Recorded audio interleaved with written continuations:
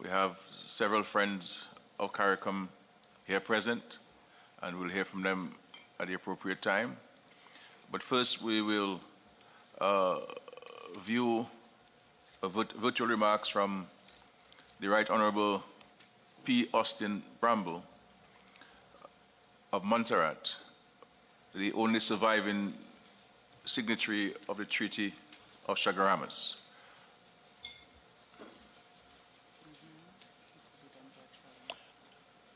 This will be done virtually. Please.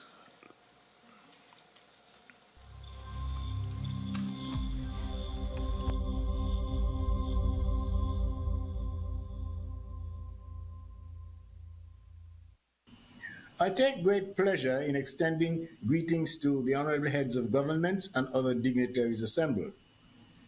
I also greet the CARICOM officials and everyone else. I want to first express heartfelt thanks to Almighty God for preserving me throughout the past 50 years. My life has gone through many twists and turns, and I believe that I am still here because of God's direct intervention. I will always be eternally grateful to Him. Let me now say up front that I am sincerely thankful and appreciative for this moment. To the Secretary General of CARICOM and her staff, I say it is a great honor that you have afforded me the opportunity to participate in the 50th anniversary celebrations. I say thank you, ladies and gentlemen, from the bottom of my heart. 50 years is a long time in the experience of all of us. At the age of 92, I do not claim to remember accurately the details of what transpired back then, but there are a few things which I can broadly recall. I think that I can say definitively that finalizing the treaty signed in 1973, and which I had the privilege of signing on behalf of Montserrat in 1974, was a very, very challenging exercise. It was not easy. It was a daunting task to accommodate the needs of territories which differed so widely in size, population, and levels of economic development. Ministers were at all times conscious that decisions taken would have consequences for their people in the future. There was therefore some understandable caution. I think the process benefited from several factors which came together to produce an acceptable outcome. Among that, belief in the aims and objectives, together with commitment and determination that they be achieved, was almost universal among heads of governments. Along with this, the leaders shared goodwill and a modicum of camaraderie.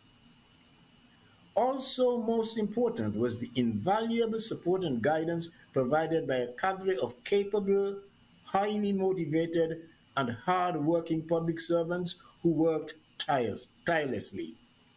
There were occasions when Secretariat staff and civil servants from island delegations worked through the night.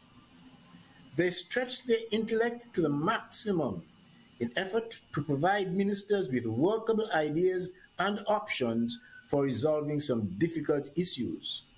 The contribution of those public servants should always be remembered. I believe that the fact that the community has remained intact for 50 years might suggest that those who had the vision, those who planned the project, as well as those who signed the treaty, may have got at least some things right. The longevity of the community is also a tribute to the leaders and the public servants, including those currently in office, who have carried forward the mantle over the past 50 years. To them, I extend congratulations, and to those now on the job, best wishes as you continue. The international community continues to be a jungle, not friendly to small like the CARICOM territories. The survival of our unique way of life may face some more severe threats and come under some hitherto unforeseen stresses and pressures. Nonetheless, I personally have undimmed belief in the resilience of our people and their will to defend and maintain their treasured ways of life. I believe that the case for collaboration and cooperation is stronger now than 50 years ago. I urge our governments and peoples to continue their pursuit of excellence in every activity and at all levels of society. It is my hope that this striving for excellence will proceed at a pace not less than the rate at which other progressive countries are advancing. Again, I say, I am profoundly grateful for the honor of being allowed to participate in this fashion. I have treasured memories of the outstanding Caribbean statesmen with whom I worked. I'm saddened that they all have passed, but I repeat, I'm extremely grateful to Almighty God for the precious blessing of long life. I wish everyone involved in the celebrations an enjoyable and happy experience. I wish the heads of governments and other ministers and government officials productive and rewarding deliberations and God's richest blessings to all. Thank you.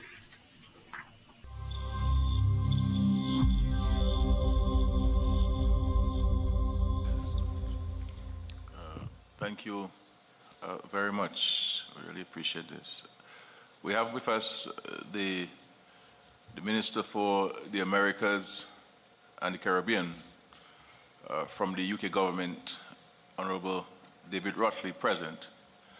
Before I invite him to share tribute with us, I wish to place on record our appreciation for the very kind congratulatory message from His Majesty the King to CARICOM on the observance of our 50th anniversary. The King has been, and no doubt remains, a very dear friend of the Caribbean and CARICOM, and we wish him all success in his reign. Honorable David Rotley, please. King Charles. King Charles. Yes. Thank you. As some of you may know, I come from Manchester in England, so I thought I understood what rain was, but today I've got a new appreciation. Thank you very much. I'd like to stand on all protocols that have been observed this morning. It's a huge honor to be here today as you celebrate the 50th anniversary of the founding of CARICOM.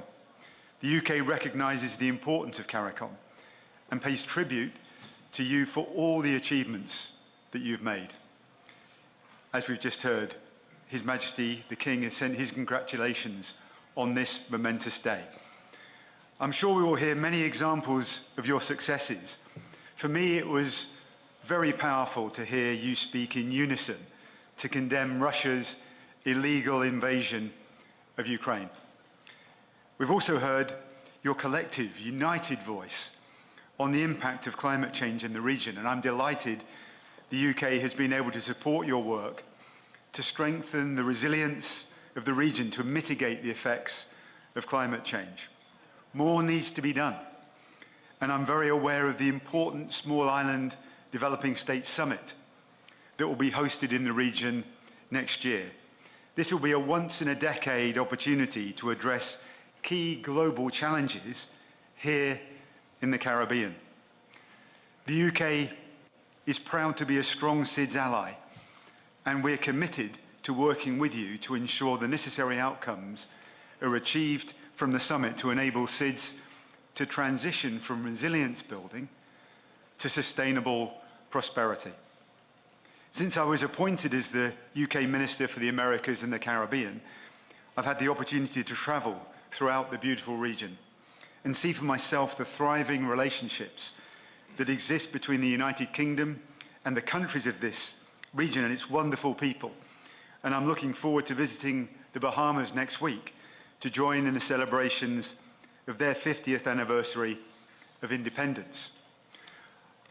Our relationship, of course, is based on many shared values, and I was happy to see the recent signing of the UK CARICOM MOU, which provides an overarching framework for future cooperation.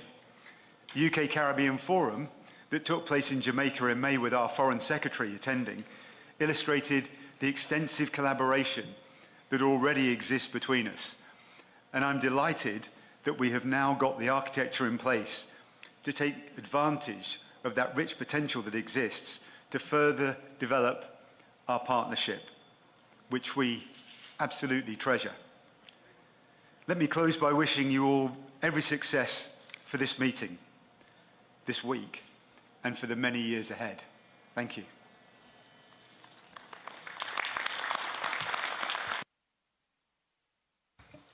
Thank you very much, Minister.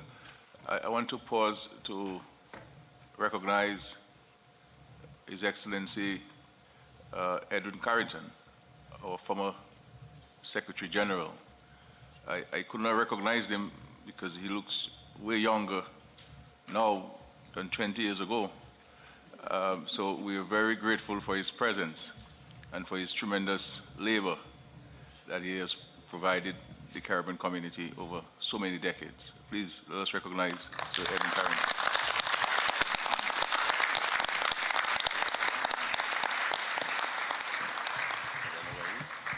Thank you very much. We now invite the representative from Canada, Minister Seidel, the Parliamentary Secretary of Foreign Affairs. Please, sir, welcome.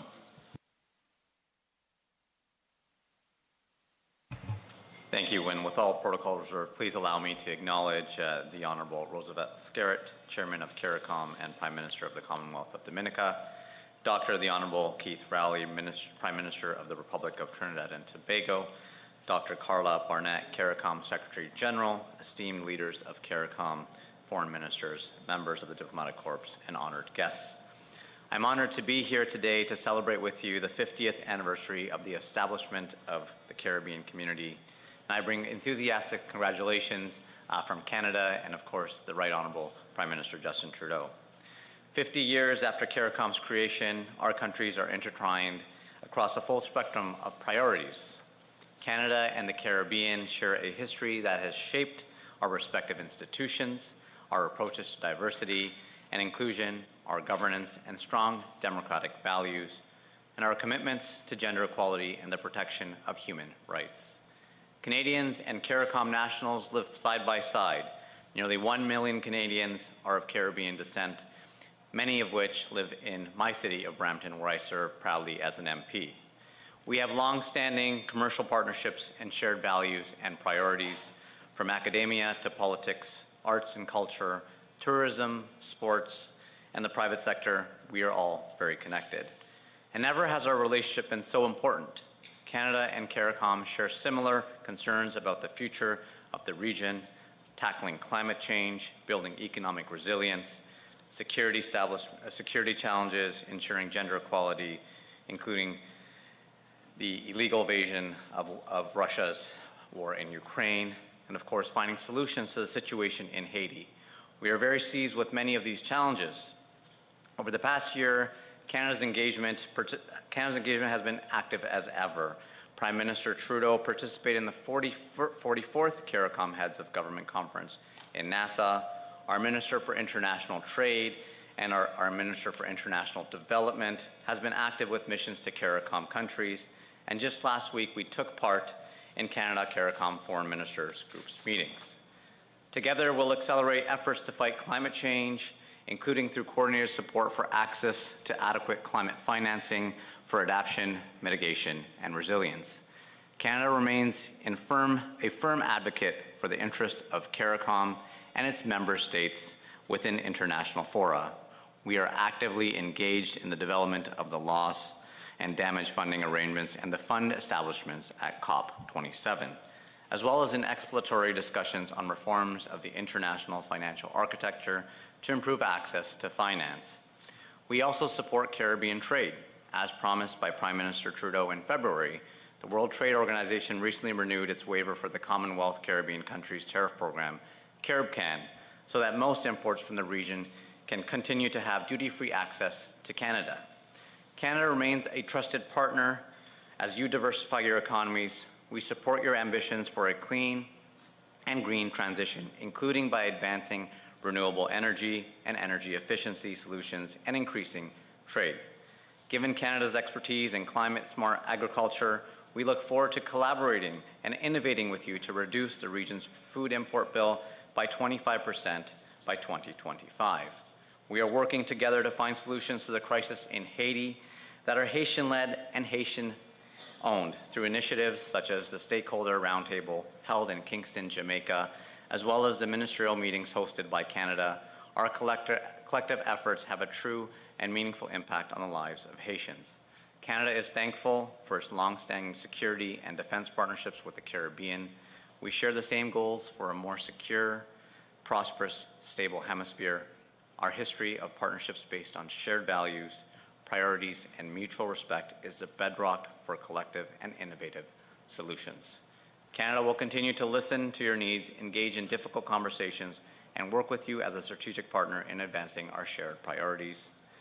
Prime Minister Trudeau looks forward to welcoming many of you in Ottawa this coming fall for the Canada CARICOM Summit. And congratulations for all you've accomplished in the first 50 years of CARICOM. Canada looks forward to our strategic partnership with our friends and partners for many decades to come. Thank you very much.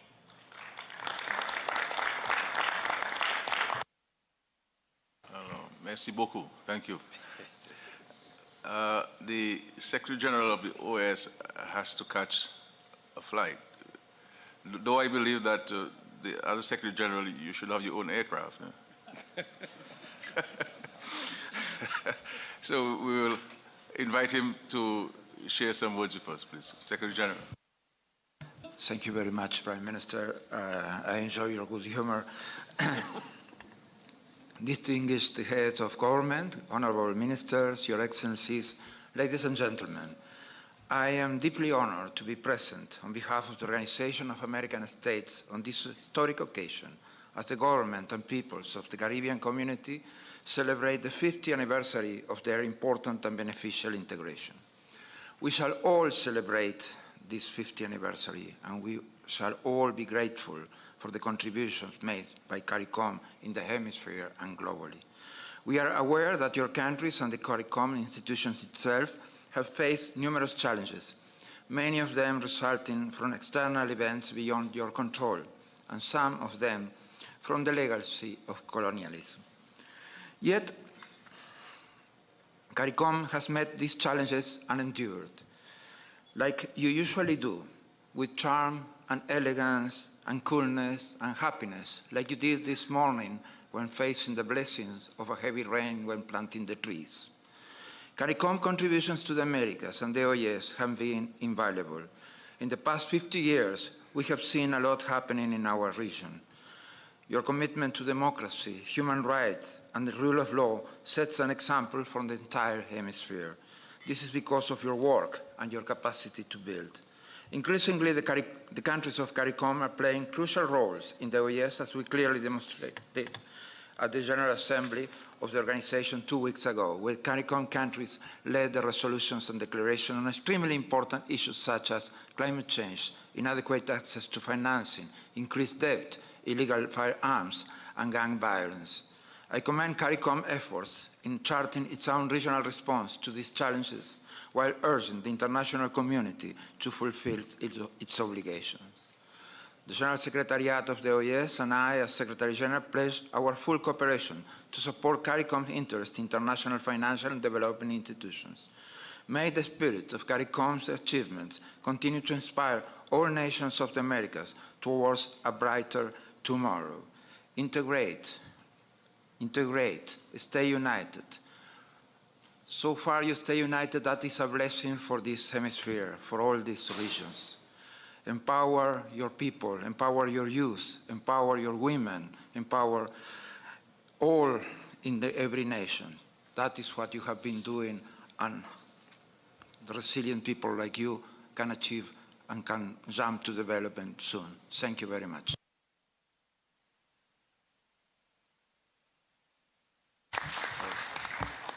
Thank you, SG.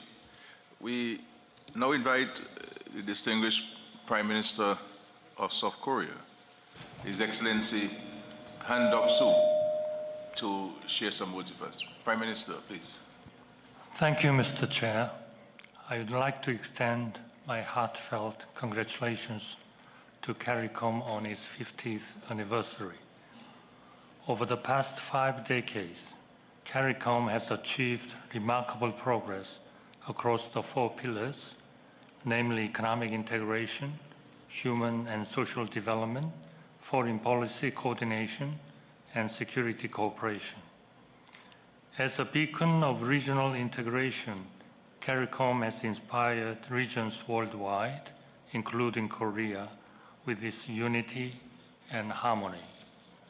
Excellencies and distinguished delegates, CARICOM has been a steadfast friend to Korea over the decades. Support from the international community, including Caribbean countries, played a significant role in Korea's transformation from the ruins of war into an economic powerhouse, now ranking as the world's 10th largest economy. Korea wishes to give back to the international community what it has received thus far. We are more eager than ever to share the knowledge and experiences we have gained during our own development process. Over the 50 years of CARICOM's integration process, Korea has stood as a trustworthy partner for CARICOM, sharing common values such as democracy and market economy. My presence here today and our ongoing efforts to strengthen ties with CARICOM are not merely symbolic and one-time event. We are fully committed to building long-term and sustainable cooperation. Korea will deepen cooperation in areas such as climate change, marine environment, food security, and renewable energy, both in public and private sectors in the years ahead. To demonstrate our unwavering commitments to CARICOM, I am pleased to announce that we will increase our contribution to the Korea CARICOM Cooperation Fund 5-fold next year. Before concluding,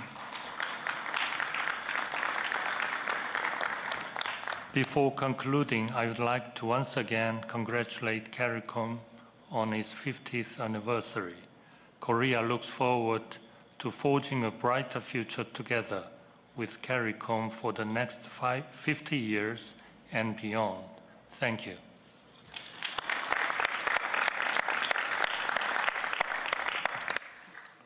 Prime Minister, thank you very much, and thanks to the government and people of Korea for your added commitment and contributions.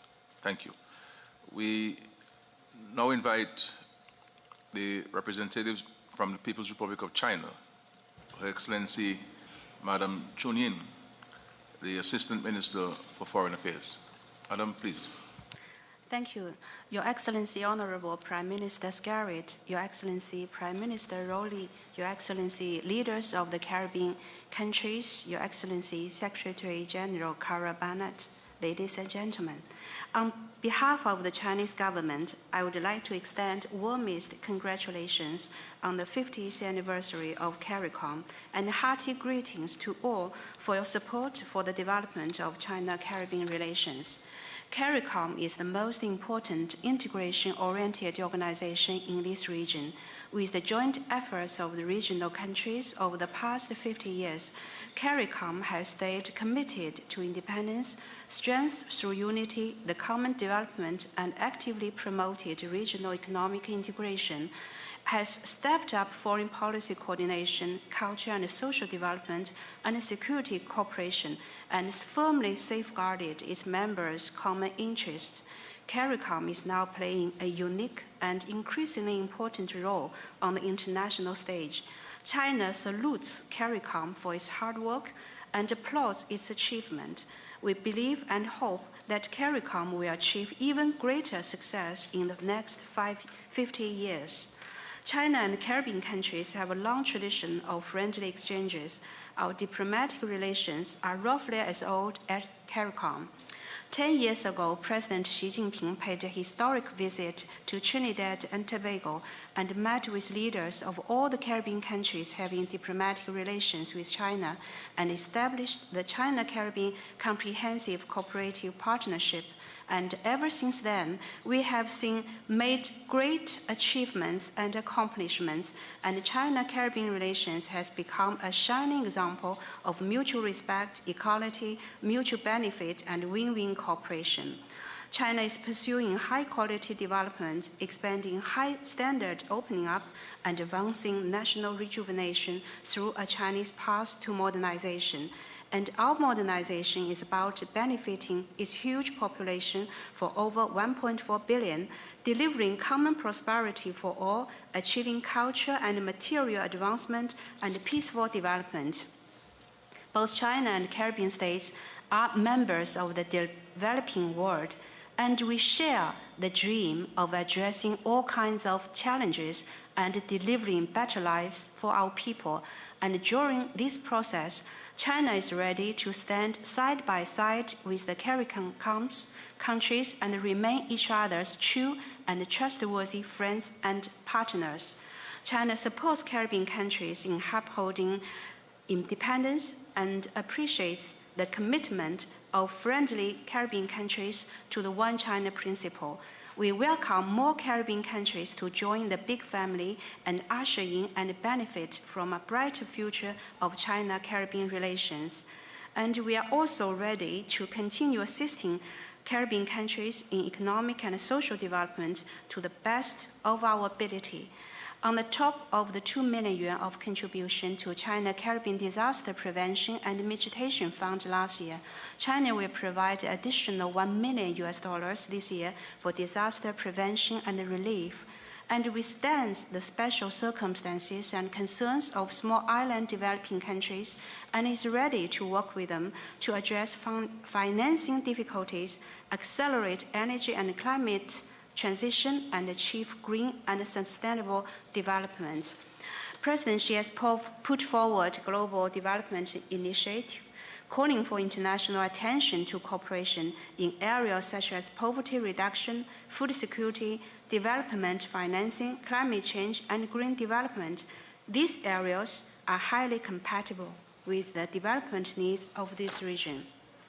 And we are ready to work closer with Caribbean countries in this regard, make full use of the Global Development and South-South Cooperation Fund and the Global Development Promotion Center, and also the China-Caribbean Development Center to help realize the vision set out in the UN 2030 Agenda for Sustainable Development. China invites and welcomes CARICOM as a whole and the business of CARICOM countries to participate in the 6th China International Import-Expo to be held in Shanghai this November, and we will be glad to provide policy support and facilitations to that end. Hope this will not only raise the image and visibility of the Caribbean as a whole, but also help more Caribbean products to Chinese households. We would also like to hold the 4th China-Caribbean Economic and Trade Cooperation Forum with the Caribbean soon. And we also welcome Caribbean participation in the 6th dialogue between the civilizations of China and the LAC to be held this year. We also support greater exchanges and cooperation between our universities, think tanks, media, youth, women, and we welcome more journalists from the Caribbean region to visit China. And we would like to promote more Luban workshops in the Caribbean and expand cooperation on vocational education and training. Distinguished Caribbean leaders, celebrating CARICOM, the official son of CARICOM, goes, "Today, as people united, determined and steadfast we stand, we look to a brand new horizon. The future now firms in our hands." Similarly, there is a household song in China called "Unity is Strength."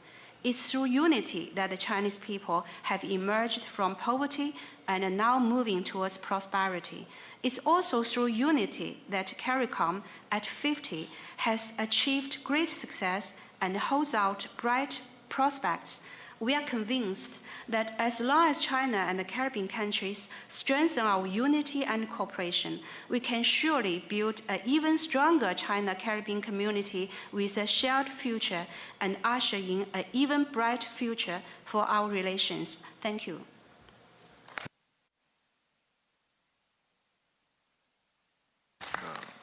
Thank you very much, Madam Minister.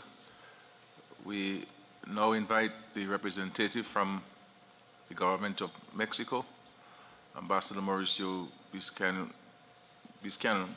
Cresco, the special envoy of the government of Mexico. Senor, please, welcome.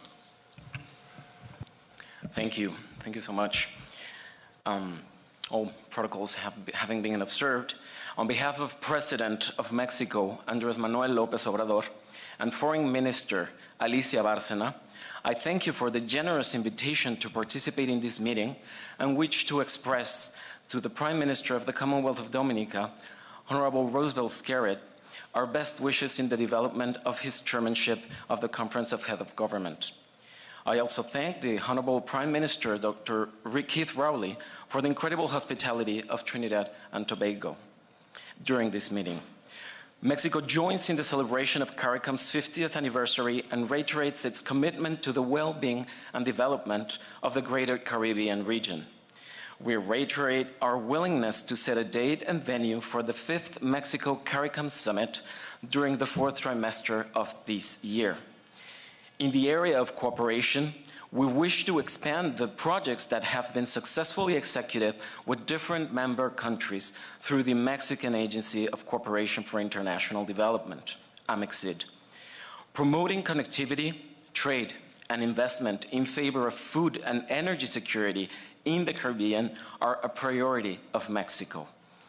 We appreciate the interest of several member countries on the litigation against private companies of the firearm industry in the United States of America. Mexico has taken note of the concern expressed by the CARICOM membership to Vice President Kamala Harris on June 8, 2023 in Nassau over the increase in firearms trafficking from the United States, which impacts crime and violence in the region, compromising its security.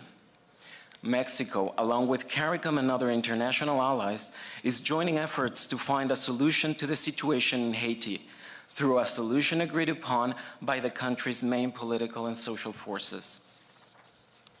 Once again, sincere congratulations on 50 years of Caribbean integration and union. May the next 50 years be even stronger and with a more profound Mexico-CARICOM friendship. Thank you.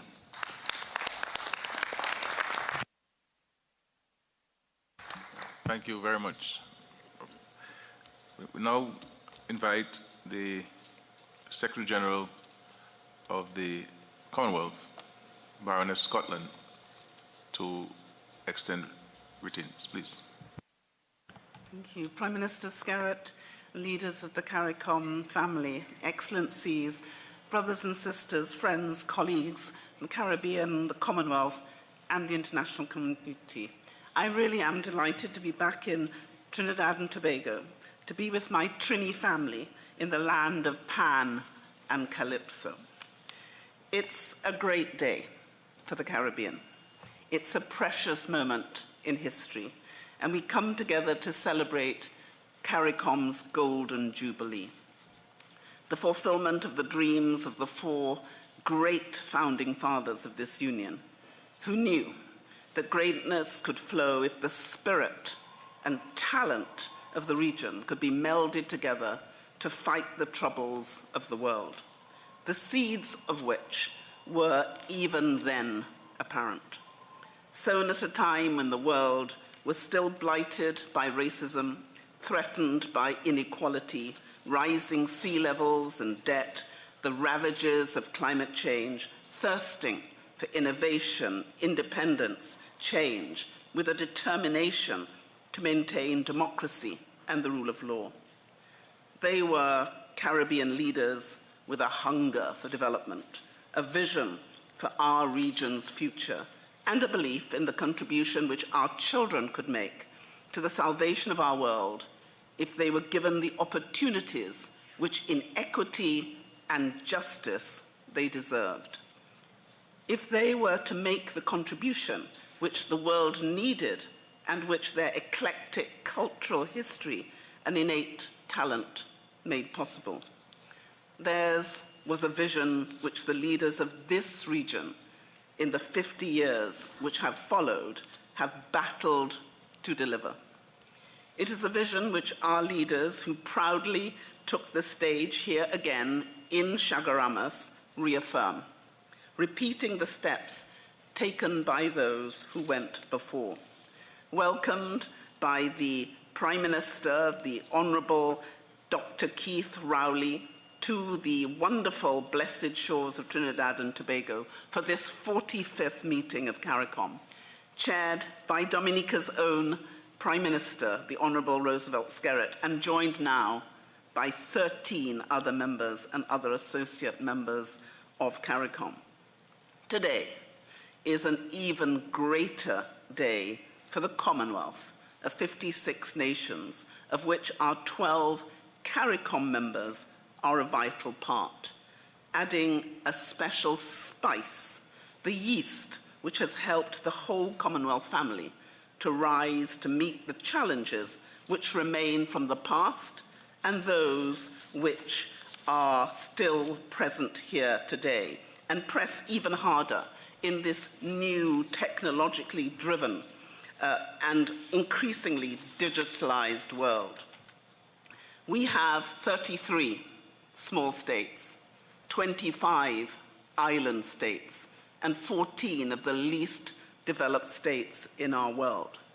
And we celebrate the enduring partnership between CARICOM and the Commonwealth of Nations, who now represent together 1/3 of the world. That's 2.6 billion people, 60% of whom are under the age of 30. We further invigorate that partnership as we work together to rise to the challenges of today and seize the opportunities of tomorrow. All CARICOM members are cherished friends and partners, and the Caribbean has offered the Commonwealth and the wider world so much. 50 years of leadership, wisdom, vision, and moral courage. 50 years of solidarity, of standing up for what's right, and of giving a voice to the vulnerable. You gave us Sonny Ramphal, the second Secretary General, but the first from the Caribbean and the longest serving Secretary General of the Commonwealth.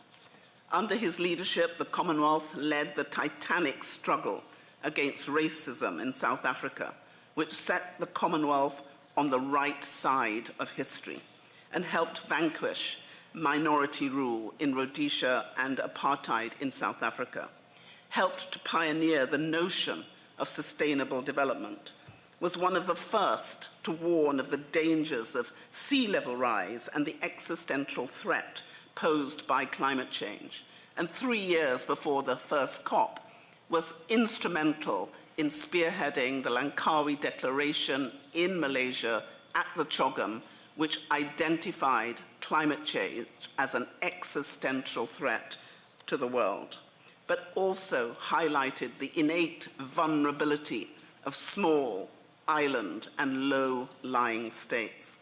Today, CARICOM and the Commonwealth are joined in partnership, rooted in principle and practical action.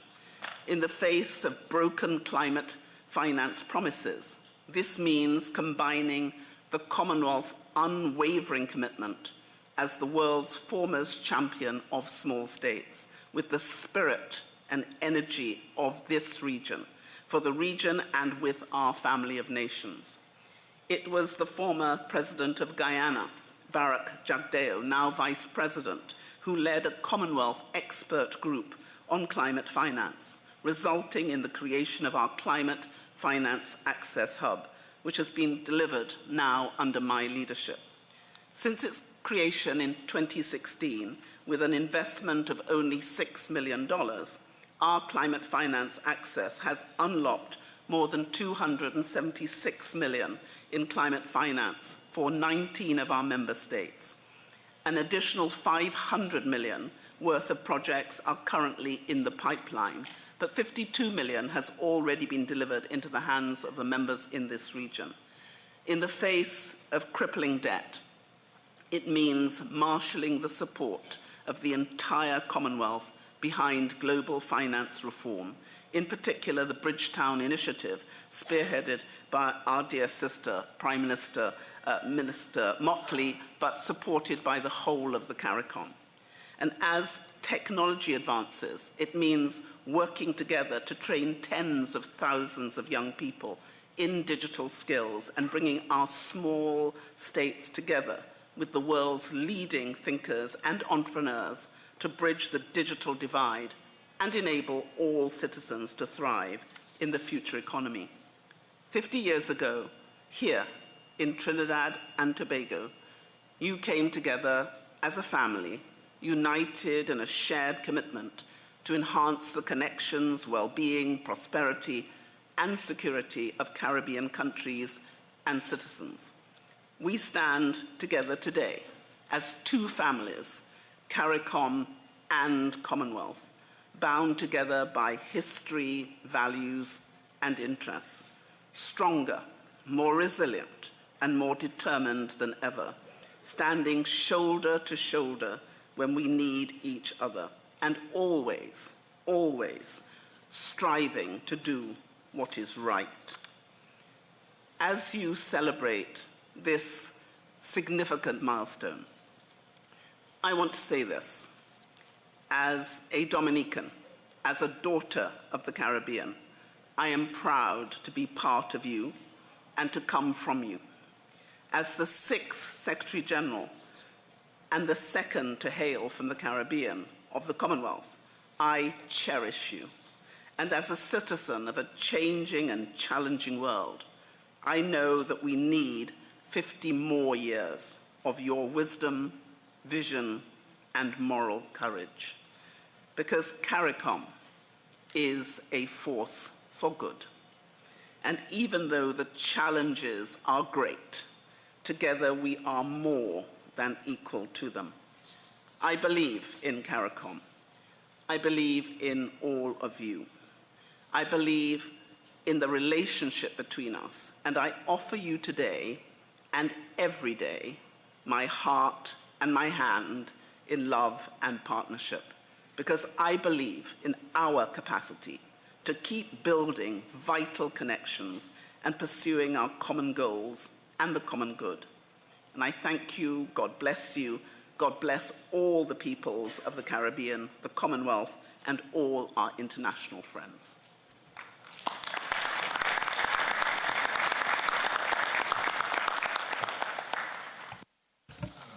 Thank you, Secretary General. Now we invite the President of the Bank of Latin America and the Caribbean, Mr. Sergio Diaz-Bernales, to address us, please. Excellencies, Prime Minister of Dominica, Roosevelt Skerrit, Prime Minister of Trinidad and Tobago, Keith Rowley, host of the 45th meeting of CARICOM, Secretary General of CARICOM, Dr. Carla Barnett, and distinguished heads of government and other representatives.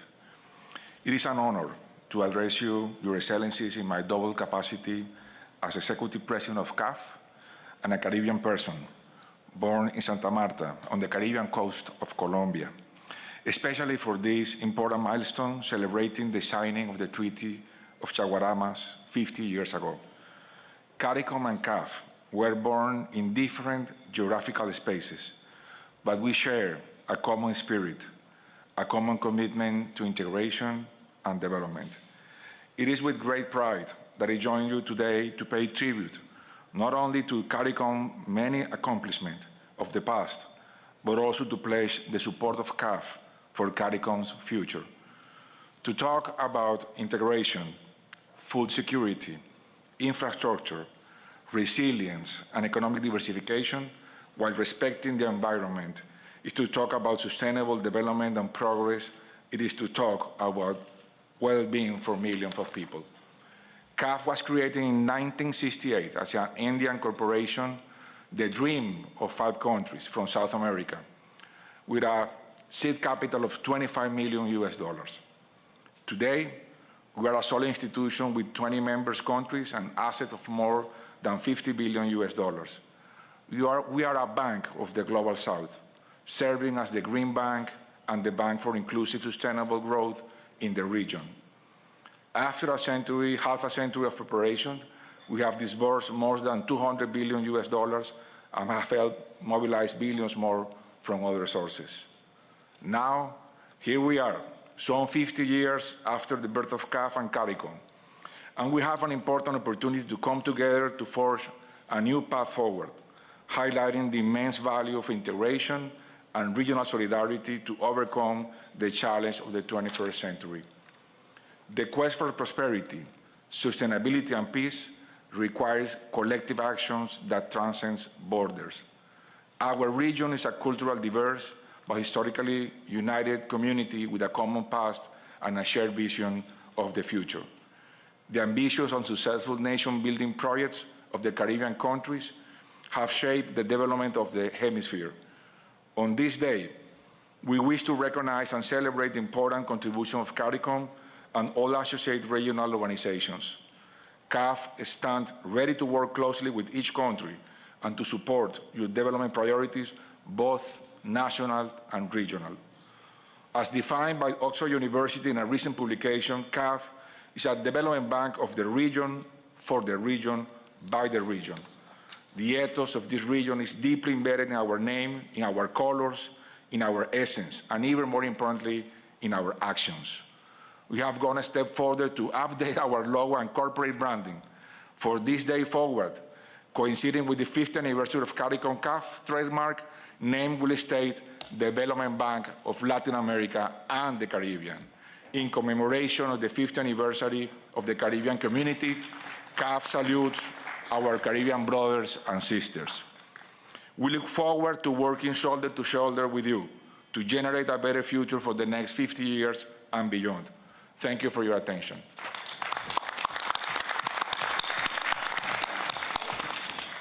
Thank you very much. I think these words from Sir Sridhar Frampel sum up the tributes and the guidance which he has provided, no doubt, will serve to usher the discussions and ultimately the decisions which we will arrive at over the next 2 days. And so we thank Sir Sridhar Frampel for his guidance. We have come to an end for the tributes. We want to thank our friends from the various institutions and governments who extended greetings to us. We thank them very much for their presence as well, and we look forward to working with all of you for the advancement of not only the Caribbean community, but global peace and prosperity. Thank you very much. Thank you.